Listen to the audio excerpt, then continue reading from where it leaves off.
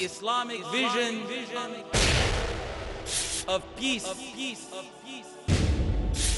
is of a society where education is the right and duty of every citizen, man and woman. The vision of Islam is to make every human being safe and secure. The love of humanity is essential for the vision of peace in Islam.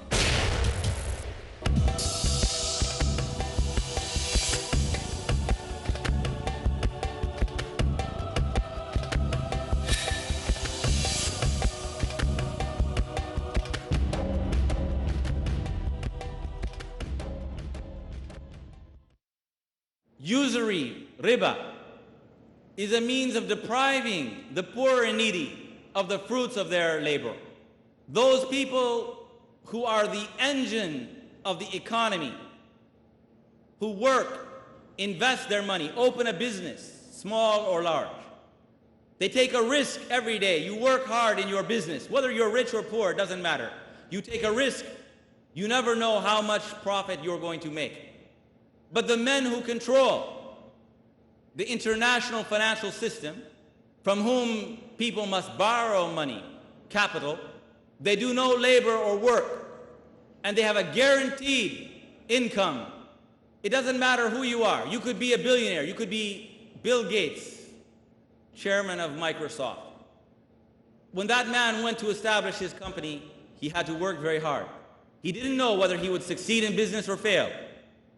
Even a billionaire does not know he was going to make a profit next year or he will lose. But the bankers will always make a profit every year. And so they deprive the economy of the money, which could be used to expand the economy and grow it for the benefit of everyone. So usury destroys the ability of the poor and the middle class to advance, and it concentrates the wealth in the hands of a few corrupt people.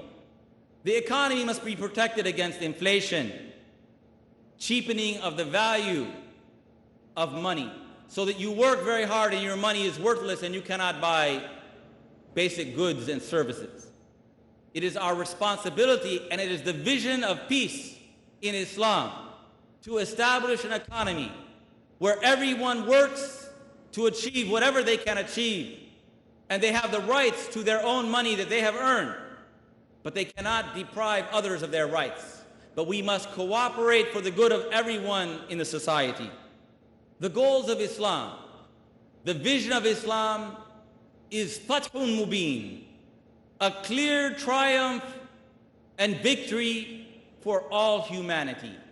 Victory and triumph are often associated in our minds with warfare, victory on the battlefield. But in fact, if we look at the chapter in the Quran called Al-Fath, the victory that Allah subhanahu wa ta'ala gave to the Prophet, this Fathun Mubin, clear triumph and victory, it was not a victory on the battlefield. It was not a victory achieved at arms. It was a political victory, diplomatic victory. The Muslims, following the vision of the Prophet Muhammad, peace be upon him, wanted to peacefully go to Mecca to worship Allah. And the non-Muslims prevented them, even though they were unarmed, prevented them by force to enter Mecca to worship their God. So the Prophet Muhammad sallallahu alaihi wasallam, although his people were ready to fight and die for the sake of their religion, yet he entered into negotiations.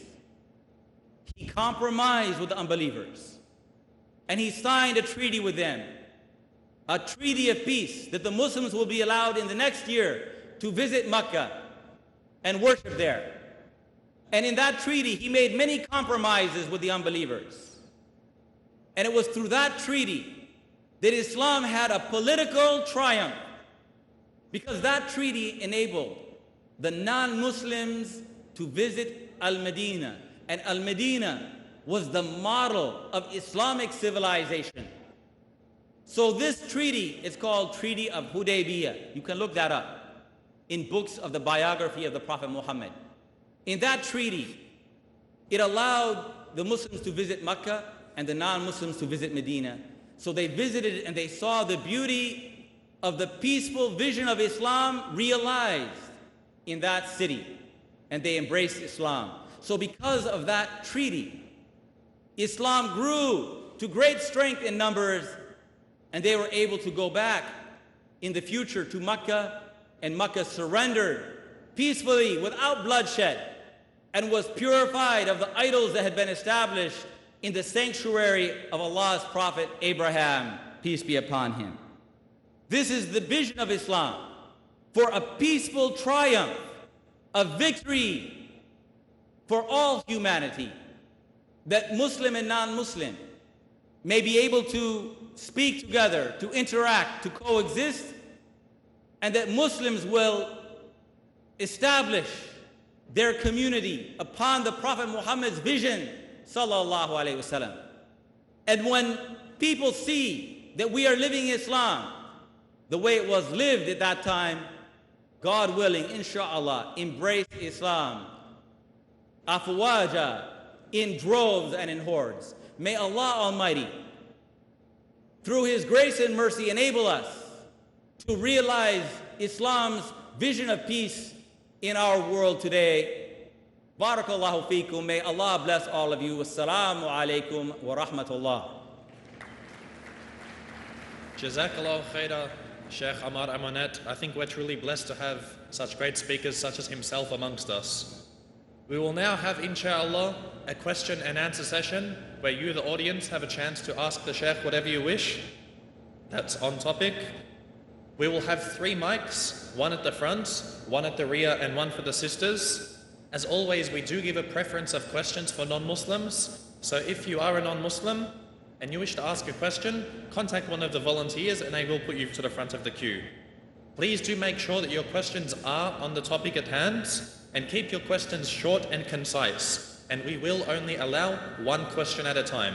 So if you do ask more than 1 question, only the first one will be answered, and then we'll go to the next person in queue. And lastly, do state your name and profession before you ask your question. So we'll have the first question from the front mic. Bismillah ar-Rahman ar-Rahim. Assalamu alaikum. Alaikum assalam. My name is Guled Abdul Karim. I'm a medical student and I'm originally came from Somalia. My question is, in Somalia now we don't have peace because of there is Christians, those who are attacked Somalia, and now there is a jihad between Muslims and Christians. So can we say to bring peace, jihad must be stopped? Jazakum Allahu khairan. The reason in that country, of course, we know there has been civil war among the people there for many, many years. The reason there's no peace there is that there has been war and killing between the Muslims themselves. For it's a country where the population is 100% Muslim, and Allah knows best. But they have been fighting each other, one clan against the other clan, one group against the other group. And they have brought about this destruction because of ignorance of Islam, not because of anything that anybody else has done, and Allah knows best. But when the Muslims themselves will love one another as brothers, they will have peace and security in their own countries, and God only knows. We'll have the next question from the rear mic. Sir, first of all, a very warm welcome to you, and it's a fantastic speech. May God bless you so much and much more. Sir, if a Muslim brother tries to take away a poor man's food and property, and if the man who's a non-Muslim, he doesn't want any bloodshed or violence, and he just forgives him because he knows, may I or any other brother from the whole world, if I have the peace of the Lord, whoever God that is, here the question is not about religion. Okay, I just pray in one line for that man. May God give me that much strength to forego even the lunches or the lavish portions which that Muslim brother is having. Maybe I suffered if people say that God is taking your exam, fine.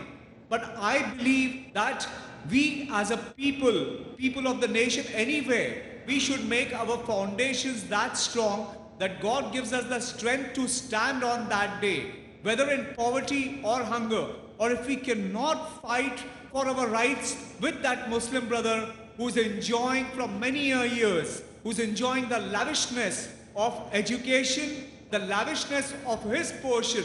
I don't want to fight with him, but if I'm not getting things back in a peaceful way, may peace be on that brother who is trying to rob me of my hunger, of my residences. I just need you to elaborate to the world. I mean, should I fight for my rights or just let it go? Yes, thank you very much. That's very excellent. Islam recommends to us to have al-af, to pardon people and forgive people. And so if we can pardon and forgive people who take away our rights, Allah will open their hearts and change them. But it is the duty of the society to protect the human rights of every individual. So I can forgive my enemy. I can forgive the person who harms me, and God will reward me for that. But the society cannot do that. The society must establish justice. Because if we overlook crime in a society, then crime will spread, and injustice and oppression will become the general rule. So people of faith should be very patient, and they should know that if they are patient, God will open up the hearts of people, and they will have a bigger effect than if they are always seeking retaliation. And so the prophets and messengers of God, peace be upon all of them, they endured patiently harm and oppression.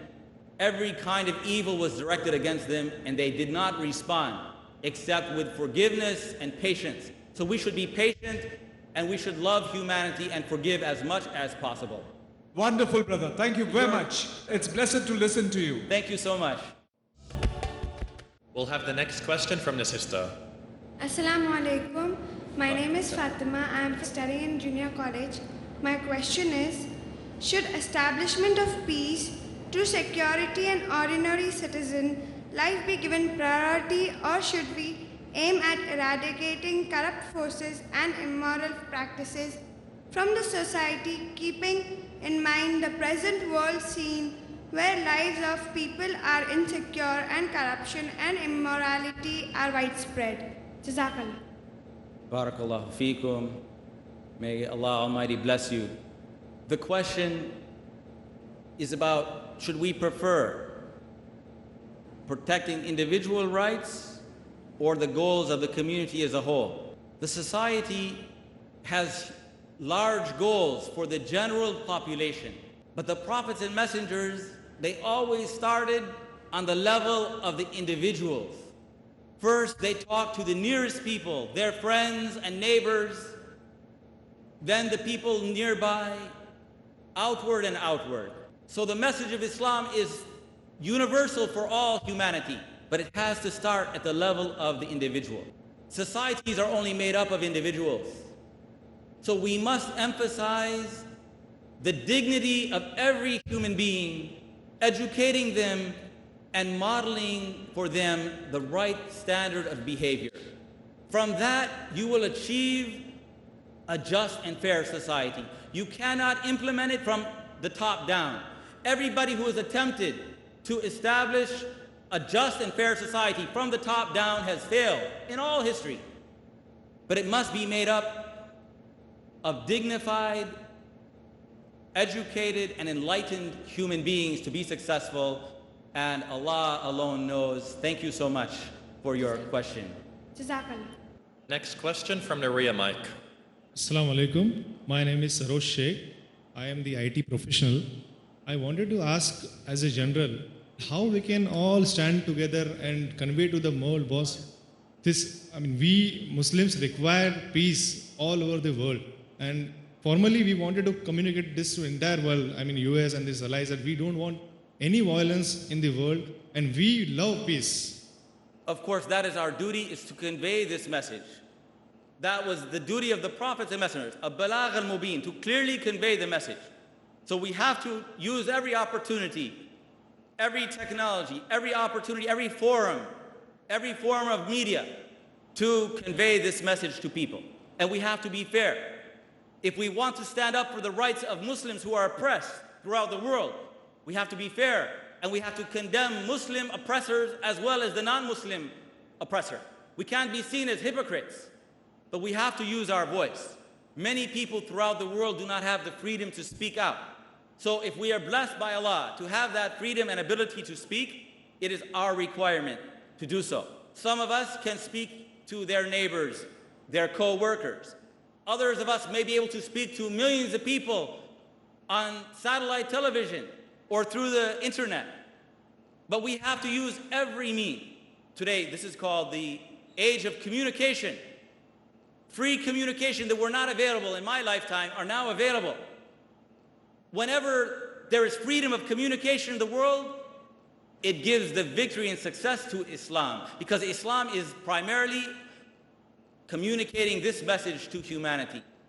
So the technology which we have discovered today will enable us to, inshallah, convey our message to billions of people throughout the world. But we have to not be hypocrites.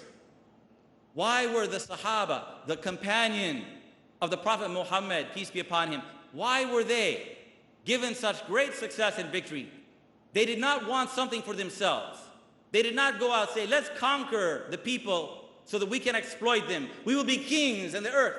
They will be our slaves. They wanted to deliver humanity from oppression and evil. They wanted to free them from slavery to other human beings so that they could worship Allah Almighty. They had a great goal. Their vision was a universal vision. But sometimes today our vision is very narrow. We only think about ourselves.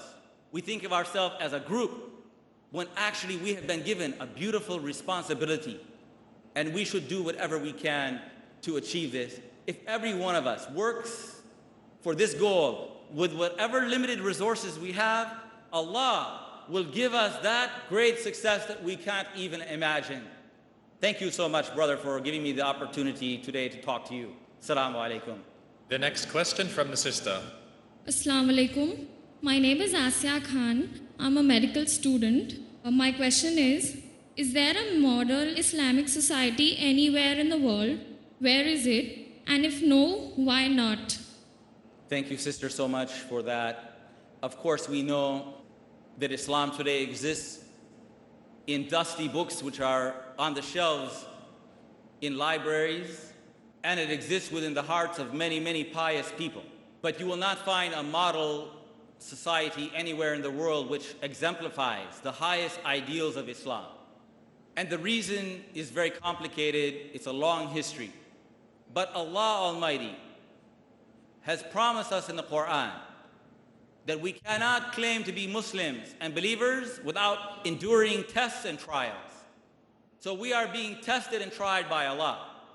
The prophets and messengers were greater in piety and righteousness than ourselves.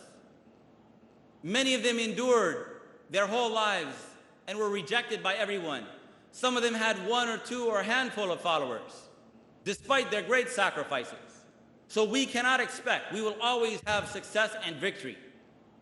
We have to have patience, sabr jameel, beautiful patience, and not give up hope.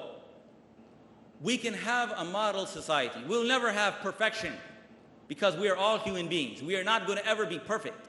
But if each one of us will try in our daily lives to be a good example of Islam, we will naturally produce good results in our society.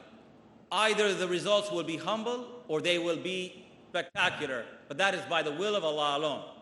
So we do not require to see a model society. We have the model of the Prophet Muhammad sallallahu alaihi wasallam, a living model. If we will only open up those books and read, we have the model of the companions, we have the knowledge, and we have the tools of Islamic learning by which we can apply Islam in today's society if we will educate ourselves. If we will educate ourselves, one, and then live our principles in real life, number two. Thank you so much, sister, for that beautiful question. Wa-iyyakum, barakallahu feek. Next question from the front mic. Assalamu alaikum. My name is Akamuddin. I'm from Malaysia. And I was very impressed with your talk about the vision of Islam. It's very broad-based and balanced religion, you know. It can really conquer the world. And your vision was wonderful. What about your vision for the Muslims of India? We are 140 million and more. What would you like to say about it? MashaAllah, this is my first time coming here to India, and it's my pleasure. I wanted to come here before and was not able to do so. So I have a limited knowledge and limited experiences in this country. The Muslims of India, they have a great, tremendous heritage, and they have done so much good. And look this is an example. This conference is going to affect millions of people everywhere in the world coming out of this country. The Muslims of India are considered to be the largest minority group in the entire world of any kind. They have such great potential, such knowledge. They have great leaders, but very often our goals are short-sighted. You are not a community or a minority, but you are A'immah, you are imams and leaders of humanity. But very often, how many people in the English-speaking world have been affected by the da'wah coming from this part of the world because of the ability in English, which many other Muslims do not have? Millions of people embraced Islam because of it. And so this is a country where you have the freedom to practice your religion. You have the freedom to teach people Islam. They have the freedom to embrace Islam, and you have to protect your freedom by being good citizens and good examples, and you will have a transforming effect on this society, inshallah, God willing. But be sure that leadership coming out of this country has had a very positive effect everywhere in the world, and you will continue to do so as long as you make these great efforts on behalf of Islam. Allah will bless you, and He will bless all of you, your children and families, and give you great strength and success in every endeavor, inshallah. Jazakumullahu khaira, as that is all the time that we do have for the question and answer session. May Allah bless you and protect you all, and may Allah reward our Sheikh immensely for all the good that he's done. So give a big thank you to Sheikh Ammar Amonette.